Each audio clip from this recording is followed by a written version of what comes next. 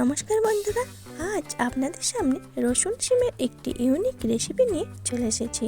তো গরম গরম ভাতের সাথে যদি এরকম একটি রসুন শিমের রেসিপি থাকে তাহলে বন্ধুরা এক থালা ভাত অনায়াসে খাওয়া যায়।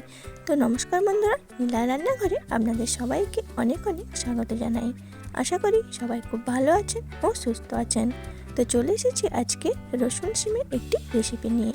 তাহলে আসুন দেখে নেওয়া যাক আমার এই আজকের রেসিপি। তো শিমের এই রেসিপিটি বানানোর জন্য এখানে নিয়ে নিয়েছি প্রায় 250 গ্রাম শিম। তো বন্ধুরা, এখন শীতকাল, তো বাজারে কিন্তু বেশ ভালো মতোই শিম পাওয়া যাচ্ছে। আর এখানে আমি নিয়ে নিয়েছি দেখুন প্রায় 15 থেকে 20টা কোয়ার মতো রসুন আমি থেতো করে নিয়েছি। আর এর সঙ্গে নিয়ে নিয়েছি 4টে কাঁচা লঙ্কা আর কিছুটা ধনেপাতা কুচি। তো এখন একটি পাত্রে আমি নিয়ে নিচ্ছি হাফ টেবিল চামচ পোস্ত ও প্রায় 1 টেবিল চামচের মতো সর্ষে। তো সর্ষে ও পোস্তটা একসঙ্গে মিশিয়ে নিয়ে আমি এটা বেটে নেব। তো আমার সব বন্ধুদের অনুরোধ রইল ভিডিওটি স্কিপ না করে প্রথম থেকে শেষ পর্যন্ত দেখার জন্য। তো বন্ধুরা, এখন শিমগুলো আমি 2 টুকরো করে কেটে নেব। তো দেখুন বন্ধুরা, শিমগুলো এইভাবে আলোর মধ্যে ধরলেই বোঝা যাবে যে শিমের মধ্যে পোকা আছে কিনা। তো ভালোভাবে এইভাবে দেখে নিয়ে শিমগুলো 2 টুকরো করে কেটে নিতে হবে। তো দেখুন বন্ধুরা, এখন একটি ছুরির সাহায্যে আমি শিমগুলোকে 2 টুকরো করে কেটে নেব। তো একটু আলতো করে ধরলেই কিন্তু শিমের 2 দিকের শিরাটা কিন্তু উঠে চলে আসবে।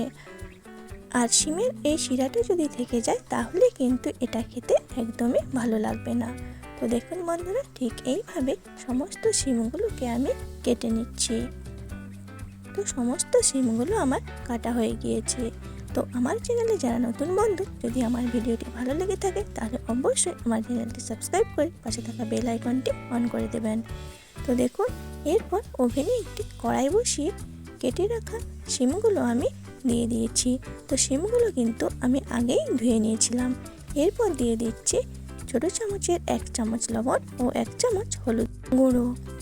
তো শিমগুলোকে ভালোভাবে মিশিয়ে নিয়ে একটা ঢাকনা দিয়ে দিচ্ছি প্রায় 3 থেকে 4 মিনিটের জন্য। তো 3 থেকে 4 মিনিট পর ঢাকনাটা খুলে নিয়েছি। তো দেখুন, শিমগুলো বেশ ভালো মতোই সেদ্ধ হয়ে গিয়েছে। তো শিমের এই জলটা আমি প্রায় শুকিয়ে নেব।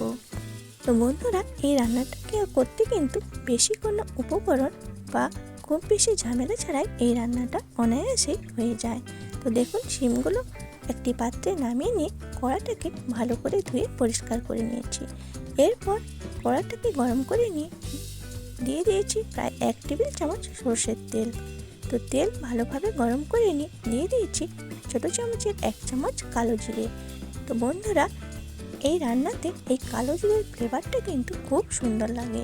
তো কালো জিরেটা কয়েক সেকেন্ড ভেজে নিয়ে দিয়ে দিয়েছি 4টে চিরা কাঁচা লঙ্কা ও 2টো শুকনো লঙ্কা দিয়ে ভালোভাবে ভেজে নিয়ে এরপর দিয়ে দিচ্ছি থেতো করে রাখা রসুন। তো রসুনটা দিয়েও কিন্তু আমি কয়েক সেকেন্ড ভেজে নিয়ে এর মধ্যে দিয়ে দেব শিম। তো রসুনটা দিয়ে বেশি লাল করে ভাজার দরকার নেই। তো শিমটা যেহেতু আমি একটু ভাজা ভাজা করে নেব, এর সঙ্গেই কিন্তু রসুনটা পুরোপুরিভাবে ভাজা হয়ে যাবে। তো প্রথমে কিন্তু রসুনটা যদি বেশি ভেজে নেওয়া হয় তাহলে কিন্তু এটা একদমই খেতে ভালো লাগবে না, তো তেতো হয়ে যাবে। তো বন্ধুরা, শিমগুলোকে আমি প্রায় 3 থেকে 4 মিনিট মতো একটু ভেজে নেব।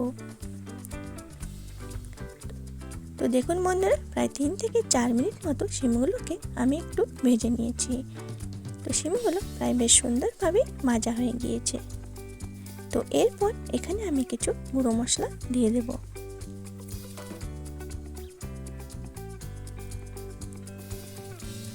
তো এখন আমি এখানে দিয়ে দিচ্ছি ছোটো চামচের 1 চামচ লবণ। তো আগে আমি 1 চামচ লবণ দিয়ে রেখেছিলাম, তো সেই অনুযায়ী লবণটা দিয়ে নিচ্ছি। এরপর দিয়ে দিয়েছি 1 চামচ হলুদ গুঁড়ো ও 1 চামচ লাল লঙ্কার গুঁড়ো। তার সঙ্গে দিয়ে দিয়েছি সামান্য চিনি। তো এতে করে এই রান্নার টেস্টটা কিন্তু আরও বেড়ে যাবে। তো দেখুন, গুঁড়ো মশলাটা দিয়ে বেশ কিছুক্ষণ কষিয়ে নেব। তো গুঁড়ো মশলাটা দিয়ে কিছুক্ষণ কষিয়ে নিয়ে শিমগুলোকে দেখুন আমি খুন্তির সাহায্যে একটু আধা ভাঙা করে নিয়েছি। তো একদমই গুঁড়ো করার দরকার নেই, এইভাবে একটু আধা ভাঙা মতো করে নেবেন। তো দেখুন বন্ধুরা, শিমগুলোকে ভালোভাবে আধা ভাঙা করে নিয়ে এখন যে পোস্ত ও সর্ষেটা আমি বেটে রেখেছিলাম সেটাই এর মধ্যে দিয়ে দিয়েছি। তো মশলাটা দিয়ে প্রায় 1 থেকে 2 মিনিট মতো ভালোভাবেই কষিয়ে নিচ্ছি। তো বন্ধুরা, রসুন শিমের রেসিপি কিন্তু আমাদের প্রায় রেডি। তো সবশেষে আমি এখানে দিয়ে দিচ্ছি কুচিয়ে রাখা ধনেপাতা। তো এতে করে এই রেসিপির স্বাদটা আরও বেড়ে যায়। তো যে কোনো রান্নাতে ধনেপাতার গন্ধটা কিন্তু খেতে খুবই ভালো লাগে। তো সত্যি বলছি বন্ধুরা, এই রেসিপিটি কিন্তু গরম ভাতের সাথে খেতে একদম দুর্দান্ত লাগে। তো এই রেসিপিটি থাকলে অনায়াসে 1 থালা গরম ভাত খেয়ে নিতে পারবেন। তো দেখুন বন্ধুরা, রেসিপিটি দেখতে কতটা সুন্দর আর কতটা লোভনীয় হয়েছে। তো বন্ধুরা, রসুন শিমের রেসিপি কিন্তু আমাদের একদমই রেডি। তো একটি পাত্রে আপনাদের সার্ভ করে দেখিয়ে দিচ্ছি। তো ভীষণ টেস্টি হয় এই রসুন শিমের রেসিপি। আপনারা অবশ্যই বাড়িতে একবার ট্রাই করে দেখবেন, খেতে কিন্তু দুর্দান্ত লাগে। তো কেমন লাগলো আমার এই আজকের রেসিপিটি অবশ্যই কমেন্টে জানাবেন। ভালো লাগলে একটি লাইক করে চ্যানেলটি শেয়ার করে দেবেন। আর এরকম নিত্য নতুন রেসিপি পেতে অবশ্যই আমার চ্যানেলটি সাবস্ক্রাইব করে পাশে থাকা বেল আইকনটি অন করে দেবেন, যাতে আমি কোনো ভিডিও ছাড়লে তার নোটিফিকেশান আপনাদের কাছে পৌঁছে যায়। সবাই ভালো থাকবেন, সুস্থ থাকবেন। চলে আসবো আরও কোনো নতুন রেসিপি নিয়ে। সম্পূর্ণ ভিডিওটি দেখার জন্য অনেক অনেক ধন্যবাদ।